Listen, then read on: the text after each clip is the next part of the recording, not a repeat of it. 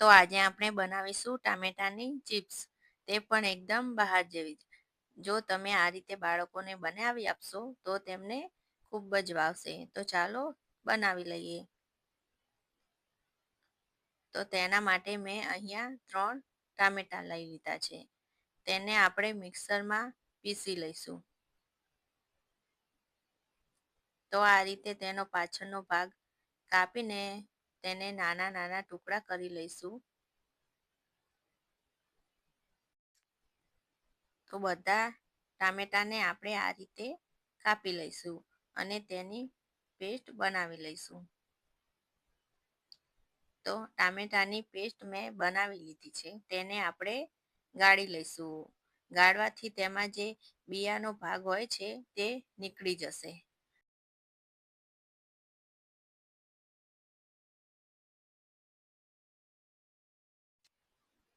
તો આ રીતે આપણે તેને ગાળી લઈશું.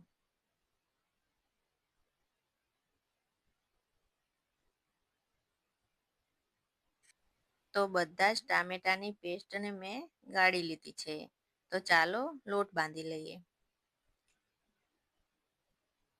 તો આપણે પહેલાં જે ટામેટાની પેસ્ટ હતી તે ઉમેરી લઈશું. પછી તેમાં 1 વાટકી ઘઉંનો લોટ ઉમેરીશું. અત્યારે 1 વાટકી ઉમેરીશું, પછી જેમ જરૂર પડશે તેમ બીજો પણ ઉમેરીશું. પછી અડધી વાટકી સોજી ઉમેરીશું. પછી મસાલા કરી લેશું. તેમાં 1 ચમચી લાલ મરચું પાવડર, અડધી ચમચી હળદર ઉમેરીશું, 1 ચમચી ધાણા પાવડર ઉમેરીશું, 1/2 ચમચી જેટલું આપણે મીઠું ઉમેરીશું. તમે તમારા સ્વાદ પ્રમાણે ઉમેરી શકો છો. પછી આ રીતે આપણે બધું મિક્સ કરીને લોટ બાંધી લઈશું. તેમાં આપણે બિલકુલ પાણી નથી ઉમેરવાનું. જે ટામેટાની પેસ્ટ છે તેમાં જ લોટ બાંધી લઈશું. તો મેં લોટ બાંધી લીધો છે, પણ થોડો મને ઢીલો લાગે છે. તો તેમાં અડધી વાટકી હું બીજો ઘઉંનો લોટ ઉમેરું છું અને તેને પણ મિક્સ કરીને એકદમ નરમ એવો લોટ બાંધી લઈશું. ના વધારે કાઠો રાખશું કે ના વધારે ઢીલો, એવો મીડિયમ આપણે લોટ બાંધીને તૈયાર કરી લઈશું. તો આ રીતનો મેં લોટ બાંધી લીધો છે. તેમાં થોડુંક આપણે તેલ ઉમેરીને મસળી લઈશું. પછી તેને ઢાંકી દઈશું અને 10 મિનિટ માટે રહેવા દઈશું, જેથી સૂજી એકદમ ફૂલી જાય. 10 મિનિટ પછી આપણે જોઈએ તો એકદમ સરસ લોટ થઈ ગયો છે. તો હવે આપણે તેની ચિપ્સ બનાવી લઈએ.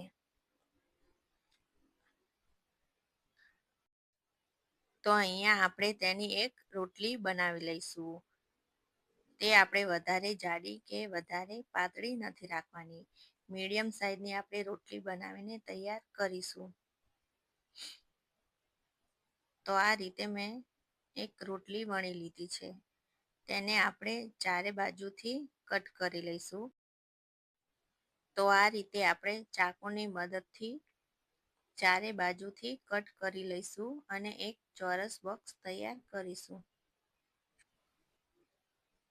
તેની બાજુનો ભાગ આપણે ફરીથી યુઝ કરી લઈશું. પછી આ રીતે તેની આપણે પટ્ટીઓ તૈયાર કરી લઈશું. પછી એક આપણે ચમચી લઈશું. તેનાથી આપણે આ રીતે તેમાં કટ કરી લઈશું. આ કરવાથી આપણે જ્યારે ચિપ્સ તળીશું ત્યારે તે ફૂલશે નહીં અને એકદમ ક્રિસ્પી તૈયાર થશે.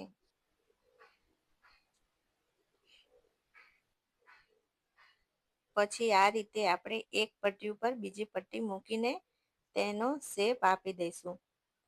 અહીંયા હું તેને ટ્રાયેંગલ શેપ આપું છું. તમે તમારી પસંદનો કોઈ પણ શેપ તેમાં આપી શકો છો. તો આ રીતે આપણે બધી ચિપ્સને કટ કરી લઈશું. તો બધી ચિપ્સને મેં અહીંયા કટ કરી લીધી છે. હવે તેને આપણે એક એક કરીને અલગ કરી લઈશું. તો આ રીતે આપણે તેને છૂટી કરી લઈશું. તો અહીંયા બધી જ ચિપ્સ અલગ થઈ ગઈ છે. હવે આપણે તેને તળી લઈશું. તો મેં તેલ ગરમ થવા મૂકી દીધું છે. તેલ ગરમ થઈ ગયું છે. હવે આપણે તેમાં ચિપ્સ ઉમેરી લઈશું. તેને આપણે મીડિયમ ગેસ પર જ થવા દઈશું, જેથી આપણી ચિપ્સ એકદમ ક્રિસ્પી થશે. જો તમે ફૂલ ગેસે તેને તળશો તો તે ફૂલશે અને ક્રિસ્પી નહીં થાય. થોડી વાર પછી તેને આ રીતે પલટાવીને બધી બાજુથી તેને તળી લઈશું. તો 5 મિનિટ પછી જોઈએ તો એકદમ સરસ આપણી ચિપ્સ તૈયાર છે. હવે આપણે તેને બહાર કાઢી લઈશું.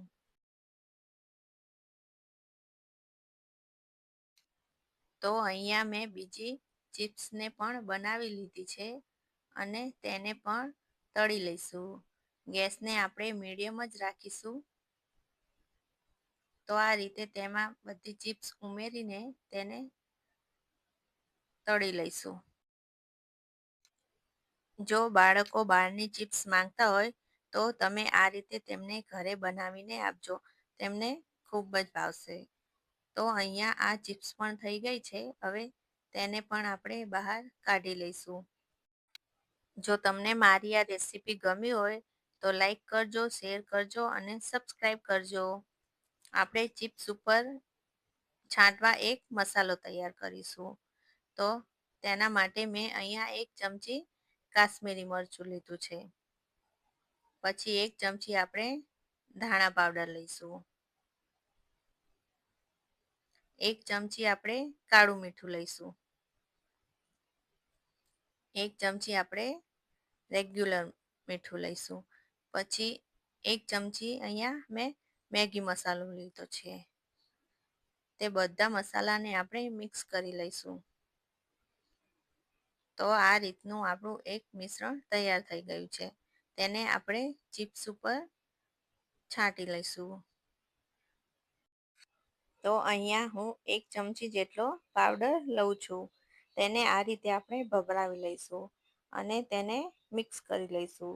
જો તમને વધારે પસંદ હોય તો તમે તેમાં વધારે પણ પાવડર ઉમેરી શકો છો. તો આ રીતની આપણી ચિપ્સ તૈયાર છે.